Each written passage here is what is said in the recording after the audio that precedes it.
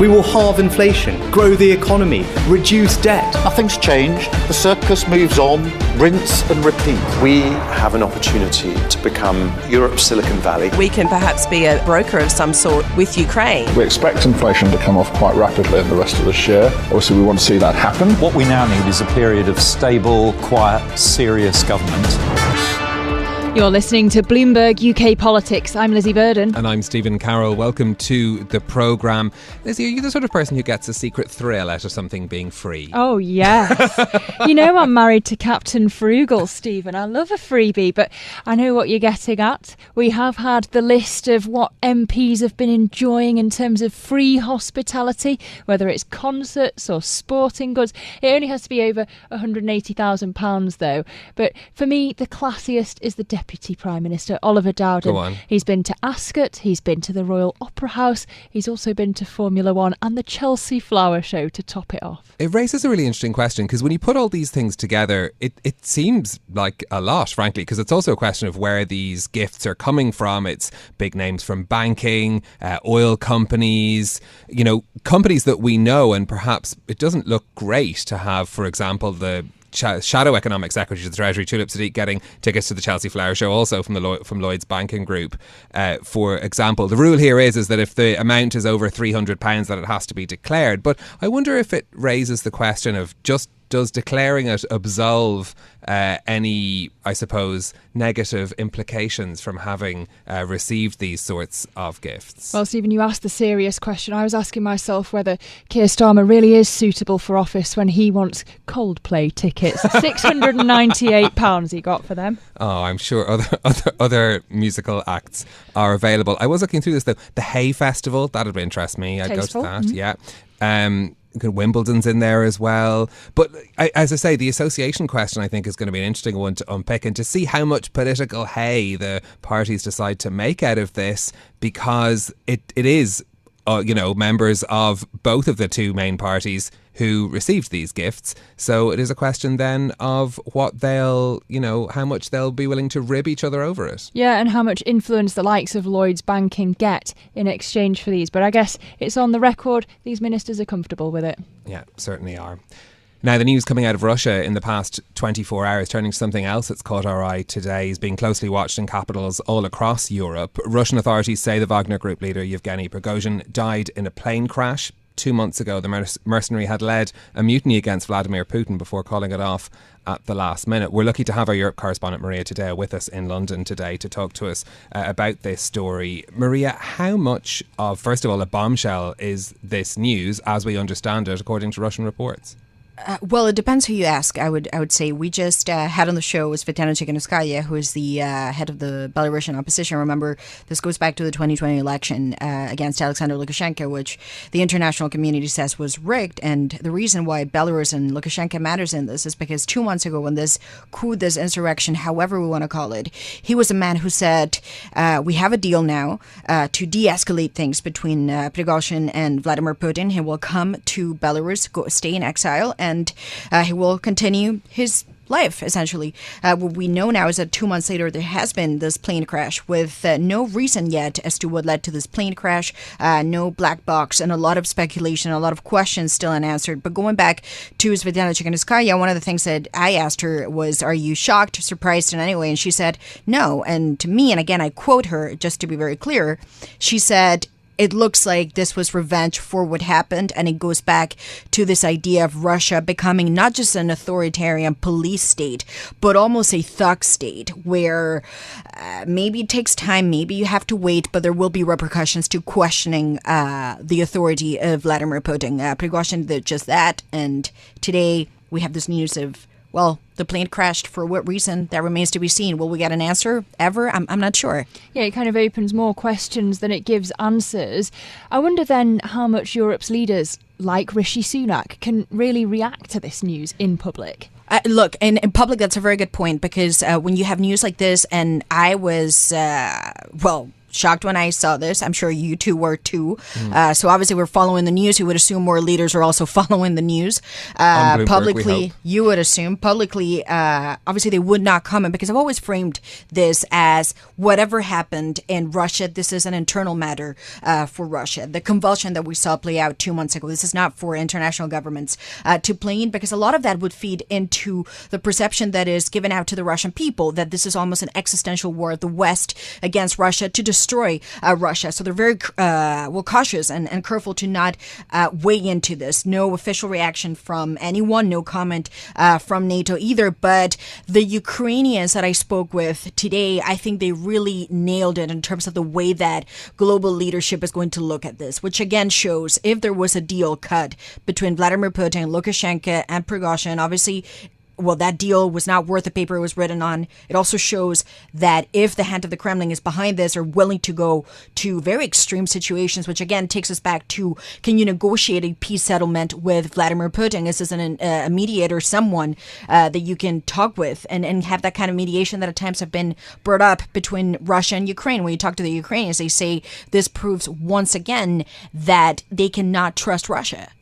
I mean, this comes at a time when we're around a year away from an election in the UK. There are European elections next May. There's going to be a new European Commission constituted after that as well. Should we expect to see any shift in narrative as politicians shift into that election mode? For the European election, which is, again, it's a good point, because the electoral map is changing across Europe. We've talked about this idea of the Conservatives and the right doing better than expected, potentially. But the big question would be whether Ursula von der Leyen stays in the job or not. We understand that there is a desire to go for a second mandate, and this is a woman that has been a super open advocate for Ukraine. It is also understood that if the commission this year, so we're talking about 2023, they decide that you can start opening the accession talks for Ukraine to enter the European Union, this is going to become a process that is now binded by regulation. That means no matter what happens, Ukraine and the European Union, that would not shift. And there's no indication to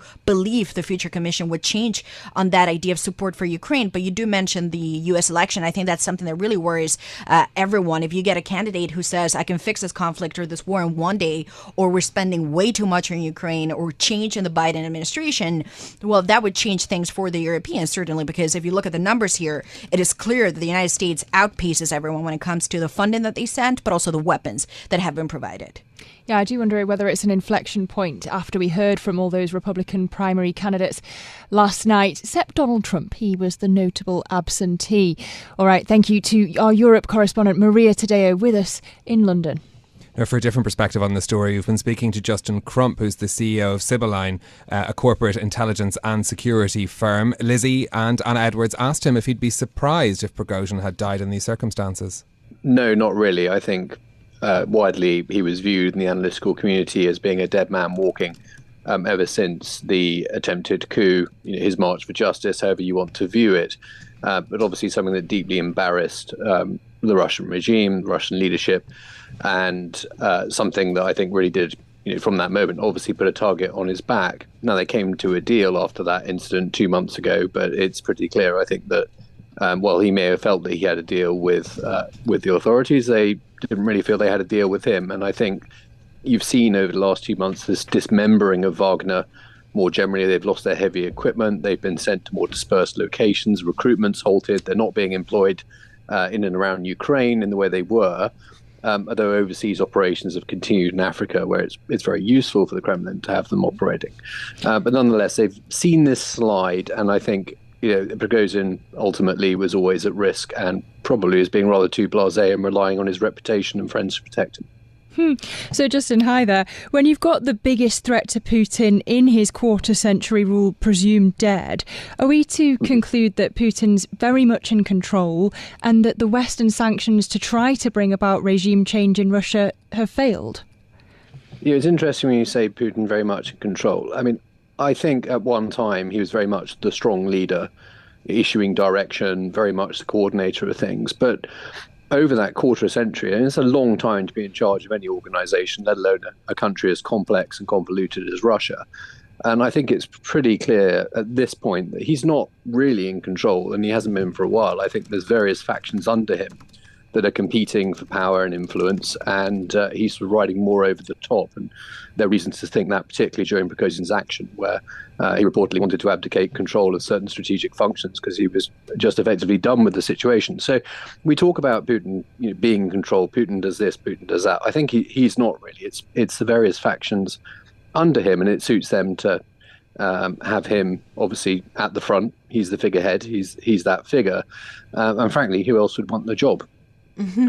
I mean, so I think that's pretty clear. Sorry, go ahead. Yeah, just linking this to the war in Ukraine, Prigozhin was a critic of the way that the war was being waged, and obviously his Wagner group was on the ground. What should the Ukrainian interpretation of this be? Should there be relief at this situation, or should there be some nervousness around the way that President Putin's competition, if there is some, continues to lose ground? I think their moment of greatest relief was when the coup itself actually happened, because that threw a real light on the weaknesses of the Russian structure, the weaknesses of Russia's ability to protect itself, and it took the Wagner forces out of the battle for sure. And I think once that had happened, we've been on a steady journey to where we are now in the discussion we're having right now. So I think that was the biggest moment of relief for Ukraine. But this is a clear message, I think, or certainly will be interpreted as a clear message given what we understand. That if you move against the power structures in Russia, complex as they are, that you will pay a price for it. So don't even think about it. So I think in that way it's consolidating power for sure. But I think it's still covering up the essential weakness that this happened at all, and the fact that Russia couldn't protect itself when it did. I mean, they've dealt with it over the last 2 months, and effectively at this point, I think largely ground down the Wagner threat. But nonetheless, that is not in itself a great thing to be doing during a conflict. So stronger for now, and I think more united for now, and certainly sending a message to anyone else that would threaten regime stability in Russia. But it is a house of cards still to an extent, and I think Ukraine has taken encouragement from that over the last 2 months. Putin's going to be running for his 5th term next year. I wonder how the Russian public's likely to react to this apparent killing of Prigozhin. It's very interesting with the Russian public. I mean, they've largely shown a complete lack of interest in a lot of things that happened during the war. There's actually quite a degree of apathy and sort of trying to ignore events that's quite predominant when you look at a lot of Russian media, speak to a lot of Russian people. And that was actually apparent during the Prigozhin mutiny, where I actually had friends who were driving through where the forces were in contact with Russian troops. And they were phoning to ask us what was happening because they hadn't really been paying attention. And, they were sort of very surprised by everything that was going on. And there was certainly no rallying of forces out on the streets for either side during that, unlike, say, in 91 or during Yeltsin's standoffs with Parliament and things like that in the 90s. It's a very different atmosphere. And you get the impression the Russian people in general are just keeping their heads down.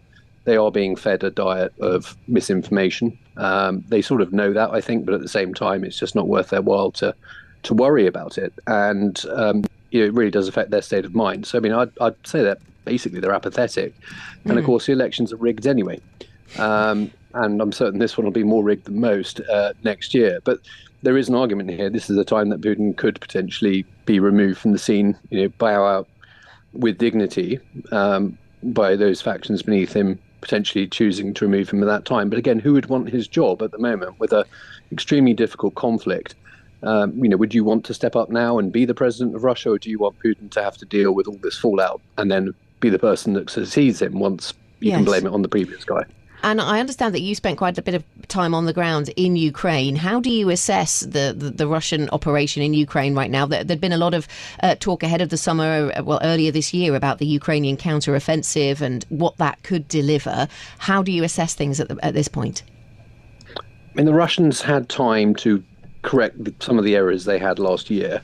So they were pretty overextended this time a year ago, and that allowed Ukraine to break through in Kharkiv and Kherson, and some pretty big setbacks, the Russian there. Surovikin, you may recall, general who incidentally has just been firmly sacked, which might not be a coincidence with the timing of the Prigozhin assassination, given that he was at least a supporter of Prigozhin.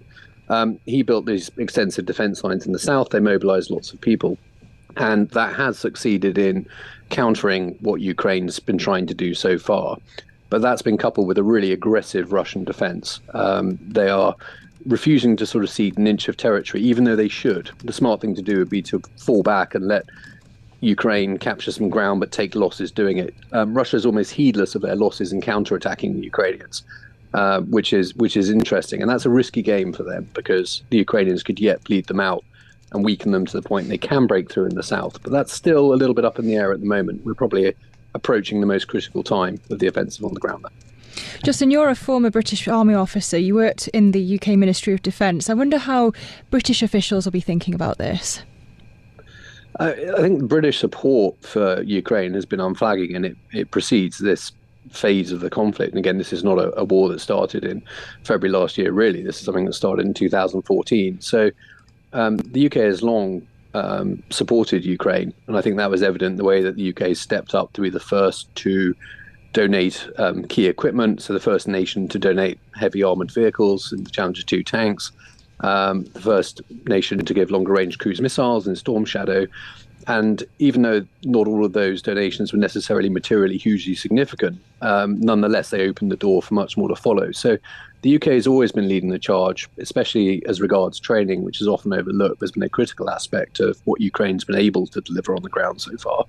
And there's no sign of that really changing, to be honest. I think the UK and Poland definitely amongst the staunchest supporters of Ukraine and in it for the long haul. If you had to decide if this is going to draw a line in the sand for President Putin, Justin, or if it's going to lead to a period of more political volatility in Russia, which side would you lean on? I mean, I think, again, it's slightly patching over the cracks. Solidly, it repairs the structure, but the cracks are still there.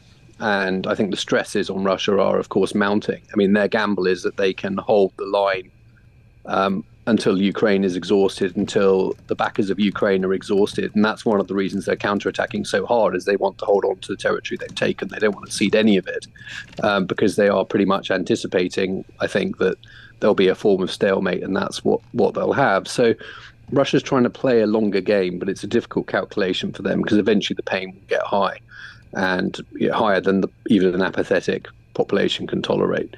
Their other big hope is that there's a change of leadership in the US next year. And I think they're watching the US election campaign very, very carefully, because they know that some of the candidates would end support for Ukraine and demand an end to the conflict. And that's Russia's best hope right now. Yeah, I mean, it was a real recurring theme in the Republican presidential debates last night, the war in Ukraine. Do you think that there'll be any read across, any influence on the UK's approach from the US approach? I think ultimately, I mean, just the scale of US donations is such that if the US changes its course, as we saw in Afghanistan, everyone else sort of has to follow, really, and there's nothing much you can do about that. There's nothing much you can do about that. It's just the sheer scale of what they offer. If the US pulls its support, I think everyone else would be struggling a lot more to keep Ukraine in the fight to the extent to which it is. So to some, we have to slightly follow the US lead on it. I mean, that said, the US military view is very firmly in support of Ukraine. And there'll be some resistance to that changing, I think, at every level. But as you say, it is a key theme of particularly the Republican debate at the moment. Some people making overt statements, solid candidates making overt statements that support for Ukraine should stop and US issues should be prioritised. And that's music to Moscow's ears. That is their biggest help. Well, that was Justin Crump, CEO of Sibylline, which is a corporate intelligence and security firm. He was speaking to Anna Edwards and me earlier.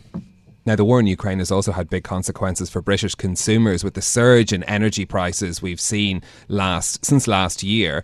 Tomorrow, the energy regulator Ofgem will reveal the latest price cap, which will apply for households for the coming winter. Despite the drop in wholesale gas prices, a report by the Resolution Foundation think tank says 1 in 3 English households will actually see higher energy bills this winter than they did last year. To discuss, we're joined now by Emily Fry, who's an economist at the Resolution Foundation. Emily, thanks very much for being with us. Wholesale natural gas prices, looking on the markets, are around 1/10 of where they were a year ago. Why is it that you think that some households will end up paying more this winter? Thanks for having me on the programme. So the way that the wholesale gas prices will feed through into our energy bills this winter, into lower energy bills, is via the Ofgem price cap, which we expect to be about £200 lower for the October to December period, as it was for winter last year. And that's when you take into account the energy price guarantee of £2,500, combined with the £400 energy bill support scheme, which was provided to all households. But the way that these different items come together means that actually a third of households, those that use slightly less electricity and gas than the typical household, about 4/5 of the amount of a typical household, will actually see their bills rise this winter. And so that's people who are more likely to be living in smaller apartments and more likely to be kind of private and social renters. And that's because you're seeing unit prices coming down slightly, but the standing charges, which are charged daily regardless of your energy use, will rise. And that's because the suppliers are recouping the costs associated with the supplier failures and the consumer defaults last year. And then finally, the flat 400 bill energy support scheme, which was paid out in monthly installments, was regardless of the amount of energy consumption that households had. And that's being removed this winter. And therefore, households with lower consumption will see their bills rise. Is there a better way that the price cap could work so that it wasn't the poorest households being the worst affected, so that when inflation's coming down, bills come down as well? Yeah, so one key thing that the Resolution Foundation has done some research on in the past is something around a social tariff. And so this would look like something that is targeted based on household income and provide some kind of unit rate discount depending on your household income. And that could mean that lower income households could particularly receive additional benefits from prices coming down, and then higher income households would be on the hook to pay the full amount. At the moment, the government is consulting or has said that they will consult around some more targeted options. So we'll have to wait and see until April next year as to what that might look like. But we think that a social tariff would be the most effective policy there. What about using something like the warm home discounts to try and support households in the interim as that's trying to be worked out? Is that a plan that could work? So the warm home discount does do two key things. It's targeted towards households which have higher energy use. But it is incredibly small. So it's about £150 at the moment and hasn't really risen over the past few years. And so if we contrast that to the cost of living payments that have been paid out over the last year, that's about £900 that lower income households who receive means tested benefits are receiving this year. And also, it's not actually well targeted to those on lower incomes, in part because some of those on lower incomes do use less energy than those on higher incomes. So fewer than 7 in 10 households in the lowest income decile are eligible for that warm homes discount support. So adjusting that isn't likely to make a huge amount of difference to the households that we're talking about are particularly affected. Emily, the top priority for the government, for the Prime Minister, is to halve inflation by the end of the year. It's obviously hugely politically important that people feel richer. Do you think that this is still going to be the problem by the time of the next election?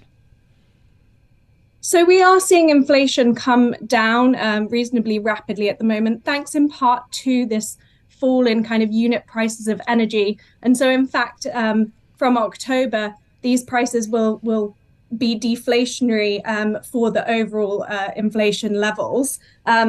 But as we've seen in kind of the recent statistics, services inflation hasn't come down quite as quickly as we had expected, and in fact has continued to rise in the most recent figures. And that's a concern because that's where some of these kind of bigger inflationary shocks, such as the energy crisis, are feeding in through more slowly. That's where we're getting discussion about wages in particular. And so we know that our most recent data suggests that we are, for the first time in a really long time, seeing real wage rises. But if we take a step back and look at the bigger picture, we've actually seen about 15 years of stagnation in wages, which we estimate has cost an average worker about £230 a week. And so that bigger picture, longer term stagnation is really what we're concerned about. Okay, Emily Fry, economist at the Resolution Foundation, thank you so much for joining us on the programme today to discuss that report ahead of the announcement that we're getting from Ofgem tomorrow and what the energy price cap will be set at for that key October to December period. Lizzy, I do wonder when we think about this, how much the energy price cap will fall off the political agenda now that unit prices have come down and we've seen the bill amount come down by so much. Obviously, this is the sort of thing that we're going to have more challenges for our energy market down the road. That's obvious. Is this the time to be retooling this utility of the energy price cap to try and ensure that the next time there's a spike, for whatever reason that might be, that we're better prepared to be able to handle it? Yeah, look, I was just scrolling through Emily's Twitter there, and she noted that British Gas reported an 889% increase in profits for the first half of this year. And so even if people's bills do end up coming down by next year, it's still politically, optically a difficult situation to be in, though we're not having the headlines just yet about people having to make the choice between heating and eating. Yeah, certainly. Well, that is a debate I'm sure we'll have plenty more about heading into the colder winter months. But that is it from us for today. If you like the programme, don't forget to subscribe and give it 5 stars so other people can find it on Apple Podcasts, Spotify or wherever you listen. This episode was produced by James Woolcock and our audio engineer was John Wasserman. I'm Lizzy Burden. And I'm Stephen Carroll. We'll be back with more tomorrow. This is Bloomberg. Bloomberg UK Politics. Listen weekdays at noon on DAB Digital Radio in London.